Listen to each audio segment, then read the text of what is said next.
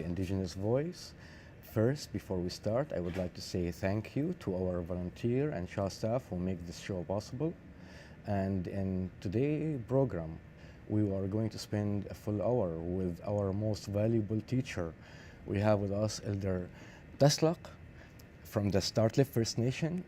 Welcome to the show, Elder Tsartlip, and thanks again for telling us and bring us all your valuable information. And today you mentioned you brought with you a book in regard to environment and economy. What is the book about? Well, this book was given to me by when we were dealing with the Bamberton project. And, he was, I think he lived someplace somewhere along Mill Bay there, and they have a committee there that was fighting against the Bamberton development there. So he came over and he says, "I'd like you to read this book and see what you think." And it's about, that's what it is. What it says here: an investigation of the world's most corporate disasters, environmental and business disasters. That's what this book is called. And it's interesting to read it because it sort of relates to this Kinder Morgan and all the Site C dam and other mining where the pond broke and leaked into the Fraser River. And that was never supposed to happen. But in this book, it talks about how that happens and why it happens. And there's very little evidence in this book about the 6 companies that they talk about. And most of them are American-held companies, but they're in Canada. But what I learned from that after reading it again, and I can understand now why, or understand why better, how government operates with the corporate world. Because it is the corporate world that really controls the finances of Canada and North America. And at one point, I think they told me, I think there are maybe less than 10 people that are actually run Canada in terms of the corporate world. They own everything: timber, fisheries, mining, agriculture, aquaculture. These people are all corporate people. And so when we're talking about the right of managing the resources in British Columbia, Canada, we're really not talking to the government. We're talking to the people who own the companies, and the responsibility that they never had to account for what they're doing. And that's the most frightening thing. And today the premier of this province was saying that, they're in a trade war over wine now, The Alberta premier said, "Okay, we're not going to buy any wine from you." And it's kind of silly, to behave like a regional leader behaving like, Kid. It's a childish game. And even though some people say, yeah, but there's millions of dollars involved. Well, look at the billions of dollars we've lost in forestry, mining, everything. And we've learned that it's hard to trust the corporate world. And if the corporate world is pulling the strings in government, it's like a puppet show. Somebody's pulling the puppet to make it do what it wants. Well, that's what we see happening in this book here, Environmental Business and Disaster. And it's, even though it's a few years, maybe 30 years old. From the 80s. Yeah, it's still, nothing has changed. The corporate world continues to create disaster, not only here in North America, but all over the world.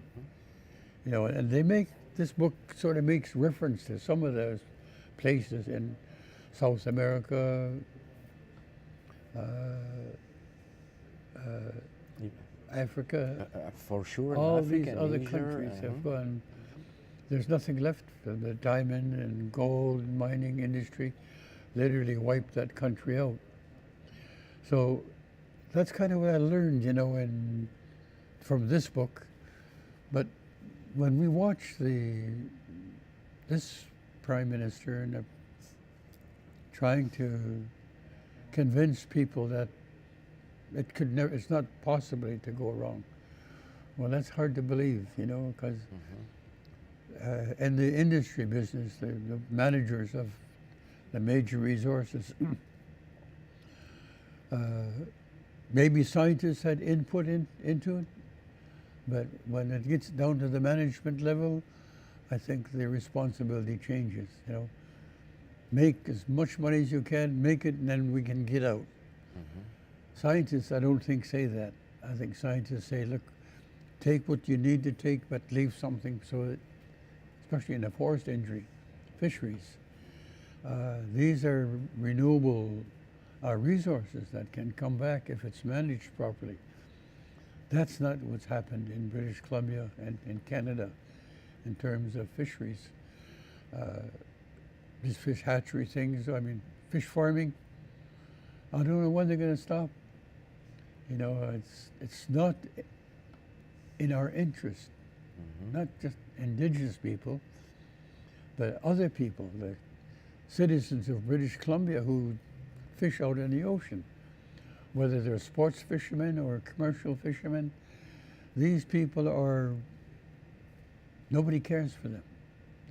So as a result of that, the governments who are run by the shadow government, the corporation, who really own the government, own the resources. It's hard to. We don't know who to trust, I guess. I think the ordinary citizen in this province, not just First Nations, but the citizens who live along the ocean, and those that live in the interior British Columbia, where they had homes, ranches, farming, that kind of industry is fast disappearing. And in the United States, it disappeared a long time ago. The big farms owned by Sun Valley and all these big corporations in the world, they own the farms in the United States. And if you go along, when I go up to visit, I used to go visit my grandmother up in Idaho, and we'd come along this highway going up to Idaho, and all these farms are owned by corporations, huge farms. Thousands and thousands of acres of land owned by the companies, whether it's apple trees, fruit trees of some kind. Average farmer don't own anything anymore. They were bought out a long time ago. And so now they own everything. And it's same thing in the food industry. It's no different, The big corporations own food. It's called Food Incorporated. I don't know if you ever saw that. Yes, of course. And it's frightening to see how they raise cattle. And the chickens, every kind of animal or bird is raised within 30 days. Exactly. They're mature enough to go to market. But it's all modified foods that they get, so they get fat real quick, and they go to market. When I watched that CD that a guy gave me, I don't know who it was either. Just people just send me stuff, and I didn't have no name, nothing. Just here, look at this. And when I saw them, those chickens, and some of them couldn't even stand up. They stand up, walk maybe 1-2 steps, and then they sit down. They cannot carry their weight. Yeah, they couldn't walk at all, So it's that kind of issue, I think, that's facing British Columbia in terms of economic development and a sustainable economic development. It isn't seen that way.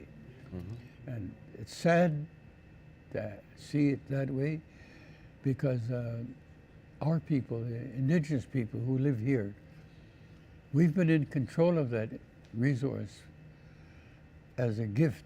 We didn't see it as owner. We saw it as a gift from the Creator. This is your gift, look after it, and it will sustain you.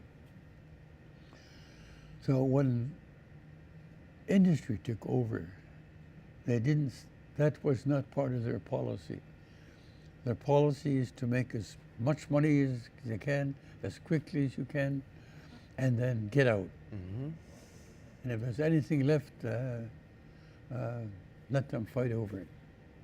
And that's what's happening in the forest industry, fisheries, the same thing. You know, they're trying hard now to regain the amount of salmon that used to be here along the coast of British Columbia and up in a watershed. The watersheds are gone. And when the watershed goes, so do the salmon, you know, the wild salmon. In fact, about a couple of weeks ago, I think, in the Times columnist, the salmon that go into the grocery stores now, supermarket, are all fish farm. They're not wild salmon anymore. Even though it says wild salmon, it's not. So people are accepting that.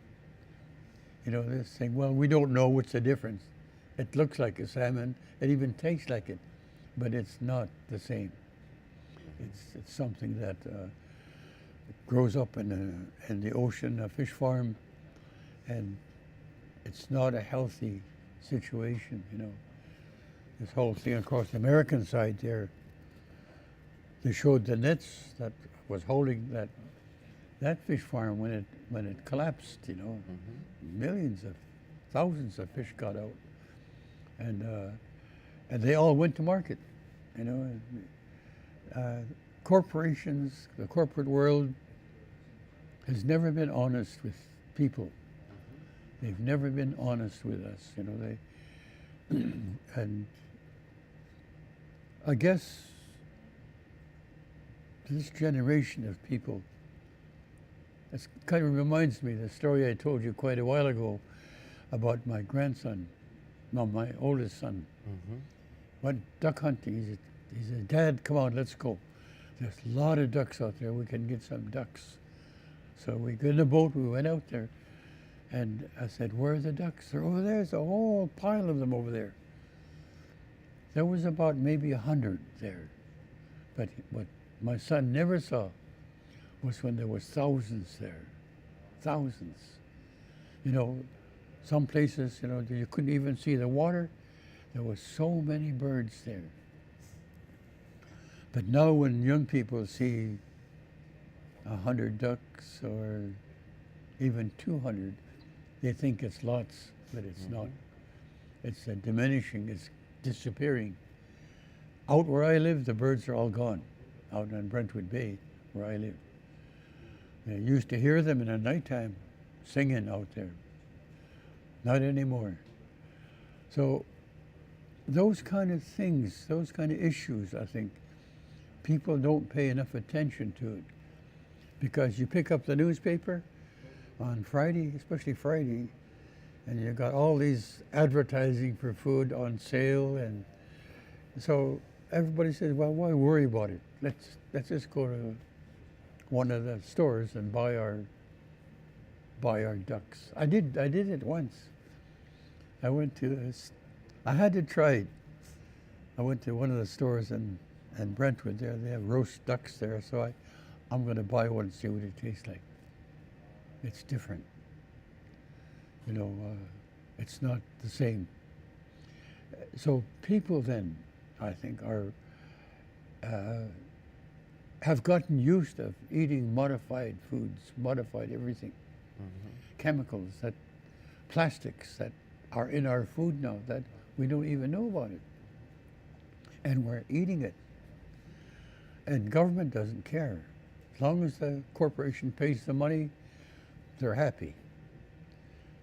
So we see that as a I think, on this whole issue of the pipelines and the Site C Dam thing. There's talking about if we don't do it now, 20 years from now, the next generation is really going to suffer.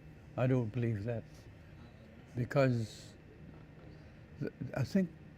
I believe what I've seen in the United States and in Canada, where people are switching to different kind of power, supply of power coming into their house now.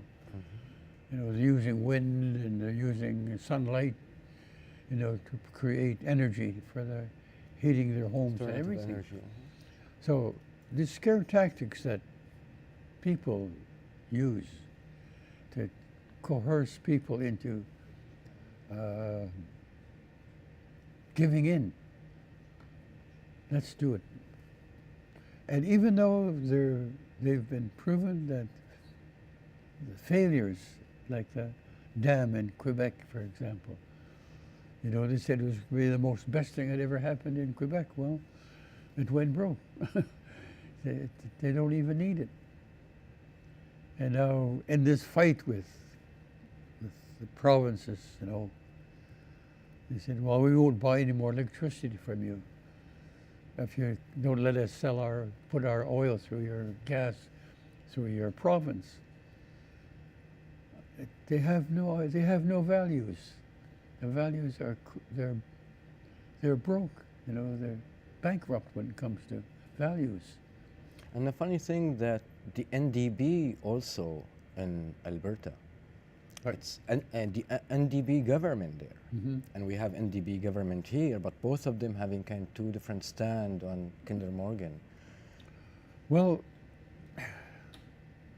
I think what's becoming visible now is how this prime minister used the same tactic his father did.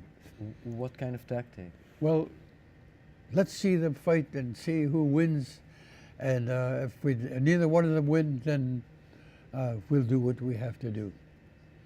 You know, or if there's enough protesting, we'll sit down and talk to them again.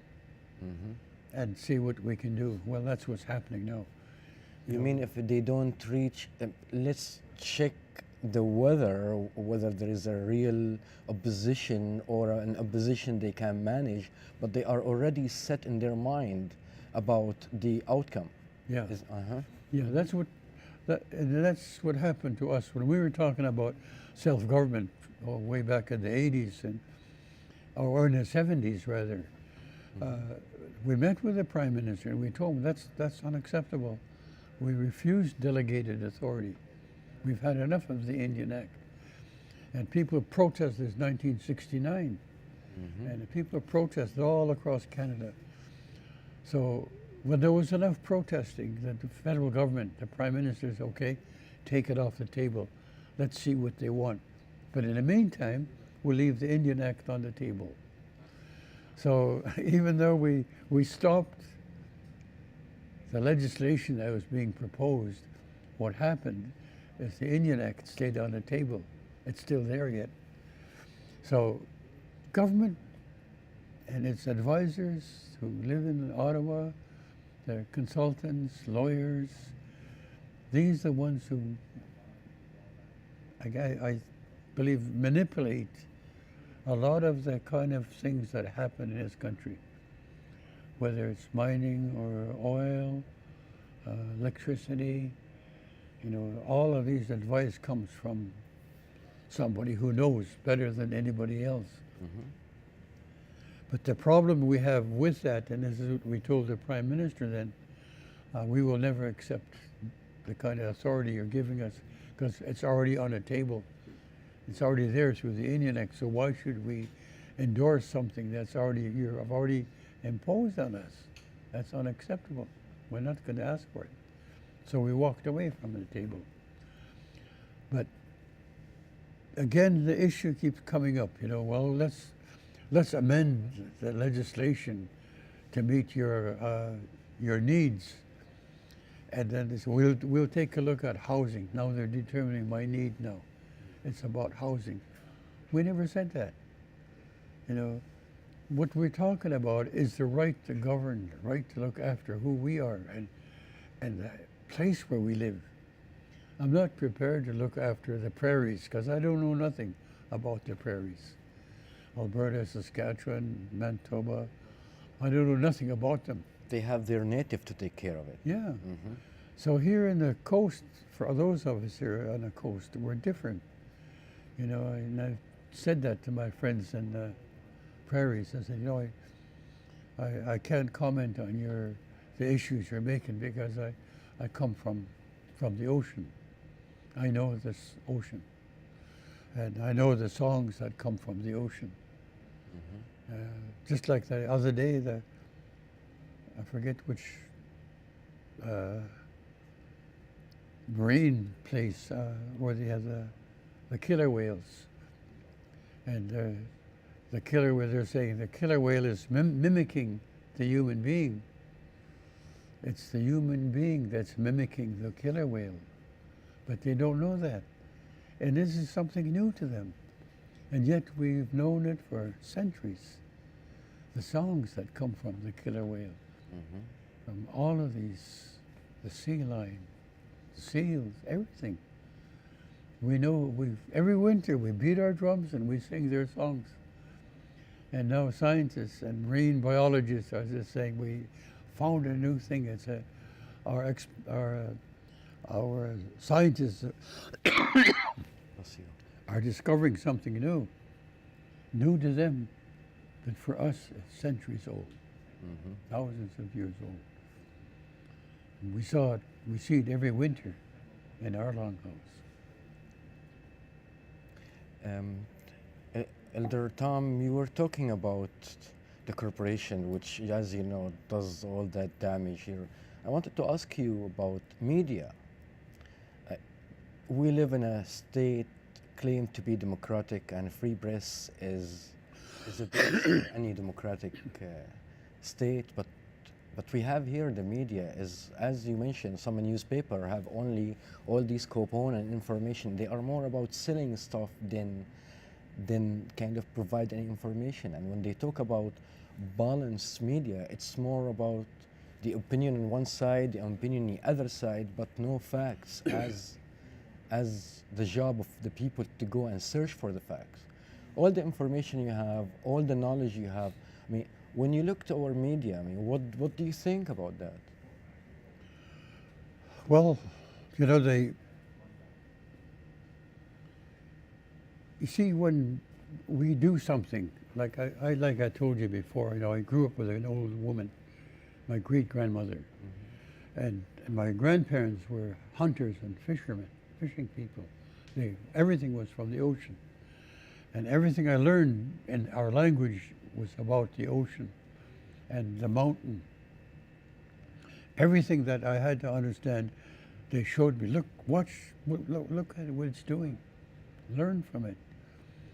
And, you know, being a young boy at the time, I was about 10 years old, maybe 12, and I wanted a canoe, and I think I told you about that one time. And my great-grandma said, he's not ready for a canoe. He's too young. So my grandfather and my grandmother said, you want a canoe? You're going to have to prove to great-grandma that you have a right to a canoe. So they took me down the beach, and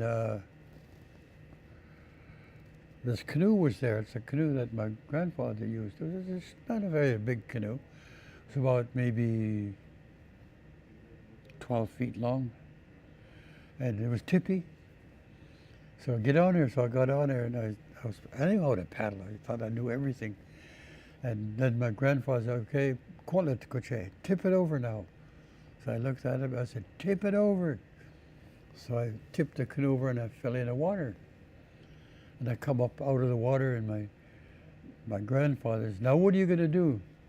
So I was climbing on the top of the canoe. And he says, no, what are you gonna do? It's windy and there's a storm. I said, I'm gonna get on top so that I won't drown. So they were talking, you know, okay, tell him what he's got to do. So my grandfather, He said, go underneath the canoe. And stay under. And I went underneath the canoe and it was calm. There was no wind, nothing. So you see, you've got to understand the water. If you don't understand the water, it will kill you. That's what they told me. Everything I had to learn was about survival. If I didn't know what it was, they made sure that I learned what it was about. Every little thing had to be detailed. So when we look at the way the corporate world works now, they make these fiberglass canoes, and like that. When that canoe tips over, it goes straight down the bottom of the ocean. It doesn't float. They make aluminum boats now, you know, and you've seen what happens to aluminum boats with that accident last summer with whale watchers. You know, they just went straight down. We've literally displaced the way of survival because somebody found another way to make a canoe or a boat. You know, one of my great-grandfathers was a boat builder. Made canoes all out of cedar, one log, and they made fish boats the same way. And they had a way of preserving it, their own way of making sure it didn't, you know, it lasted a few years before it rotted. But because we've become so educated and we're so smart now, we go against those values. So the values then is where we're losing. Our people in this country, the values are not there no more. You know, I see it in my own family sometimes, where, you know, they have tea or water or even a bottle of pop. They drink half of it and they leave it there. So that goes to waste. When I was a little boy, I had half a glass of water or half a glass of tea. If I finished that, I had to ask for more. I was never allowed to waste water or tea or anything like that. When it was time to eat, my great-grandmother dished out a small amount. And I said, I'm hungry. Well, eat that. We'll see if you can eat more later. So we eat that. And when it's finished, you still want more, so they'll give you a little bit more. I was never allowed to dish out my food because they wanted to control. They didn't want me to get fat. Elder Tsartlip, we are going to take a short break and be back in a minute. So see you in a little bit.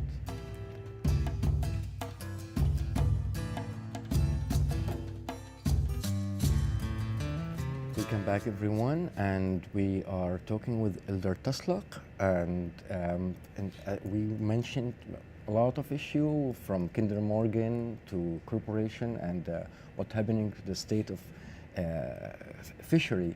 But we recently, last week, I think, the Prime Minister of the Canadian state was in Nanaimo. I'm sure you were aware of that, Elder Tsartlip. What do you think about his visit here and the question he was asked? Well, when you look at, when I watched it on TV and watched the comments made after that, you know, I believe the young people are not being fooled anymore, and that's good. I think when young people, and what is more amazing for me is it's the young women that are doing it, just the same as it is at the Indigenous people. It's the Indigenous women that are fighting back. Now I see the young non-Indigenous women doing the same thing. They're fighting back. And it's good to see that young lady, you know, they had to push her out of the meeting, you know. No person should never ever be treated that way. You know, if they had any respect for that young girl, they should have let her have her say. You may disagree with her, but they should have let her have her say, because she is the future. That young girl is the future. maybe she's already have children, but her children's children are the future, and she's the one that's going to make it happen. And we should never allow governments, whether they're civil servants or bureaucrats or leaders, disregard them as, well, they don't mean anything. And that's what we saw out of that Nanaimo meeting. At least that's what I saw. The government's people have got to start paying attention to young people, because when I was young,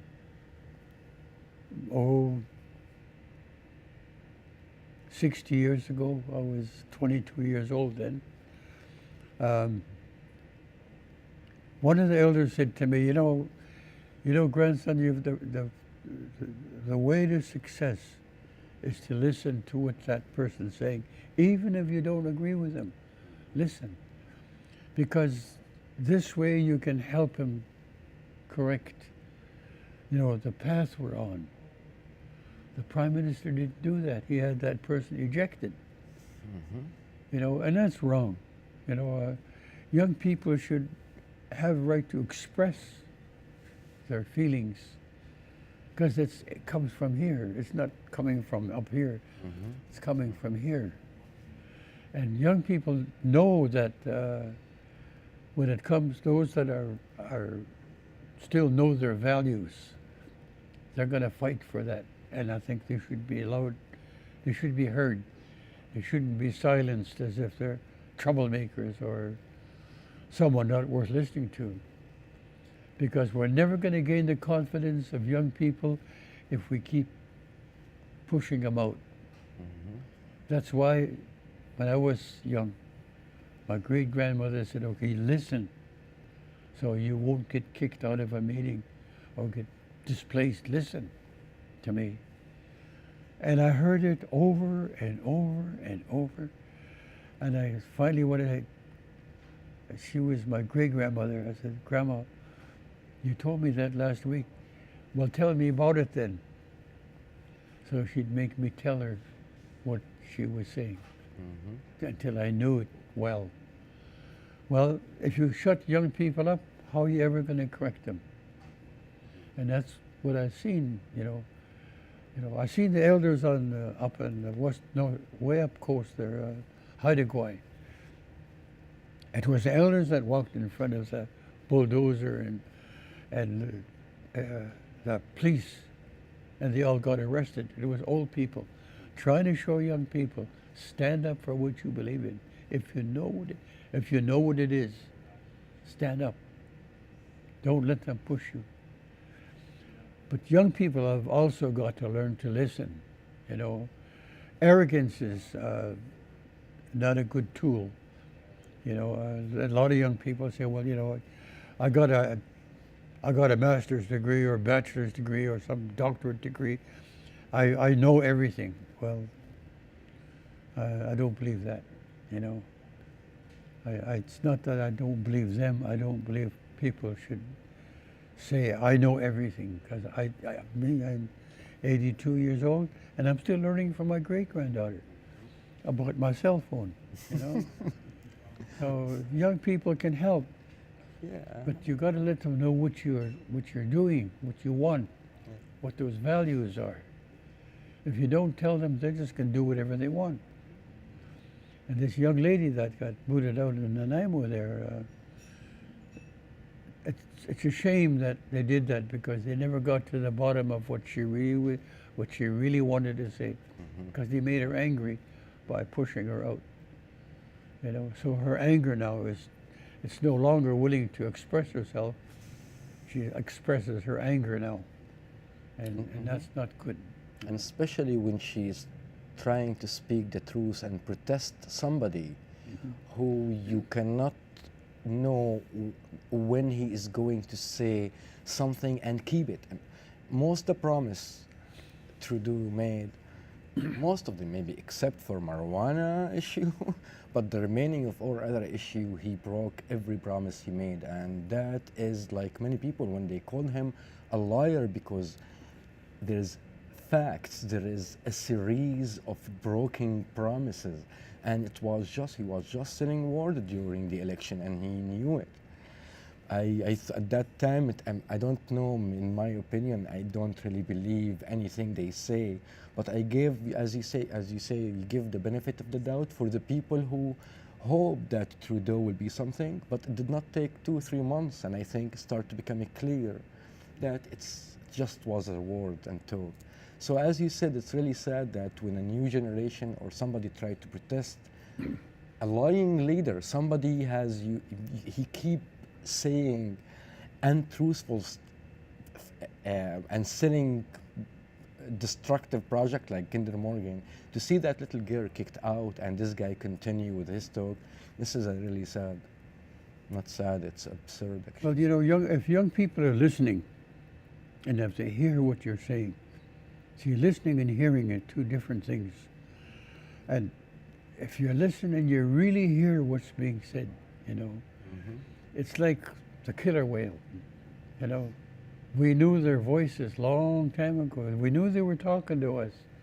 We even learned about their songs, but we had to listen. Just because it's in the ocean and you can't see it all the time, that doesn't mean it can't communicate. Our ancestors thousands of years ago said, listen to that Kaltalamachin, listen to the killer whale, listen to what it's saying. And when you listen, all of a sudden you hear the song. See, that's the difference between trying to understand what the marine world is about.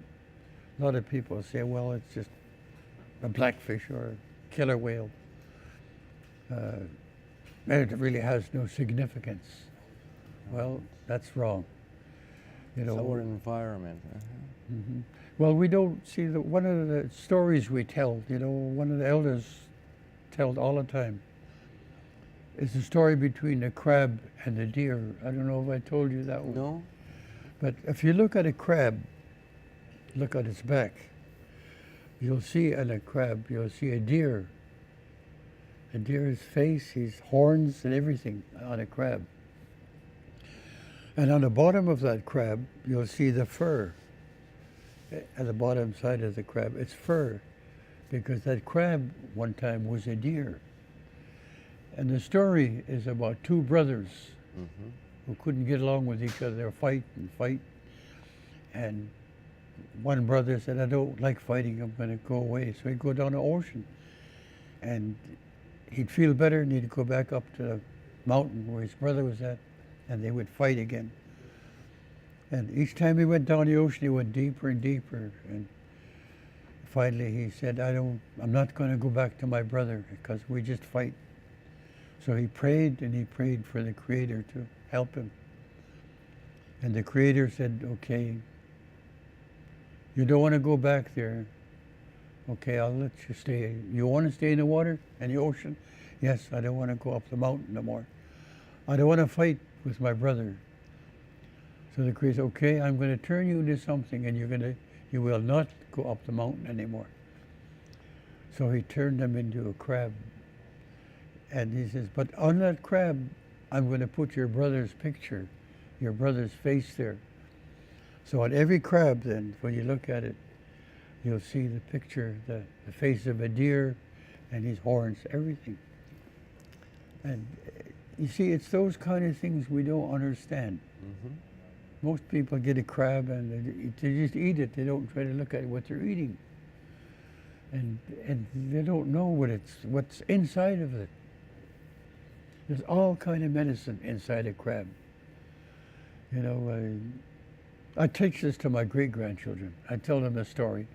And I tell my great-grandchildren, like my great-grandma did to me, okay, now tell me about the crab. It used to be in the ocean, Grandpa, but it used to fight with its brother, and that's it. So I hope, by the way, that the Creator maybe someday send these corporations and the shadow government to the ocean and let them live like a crab there.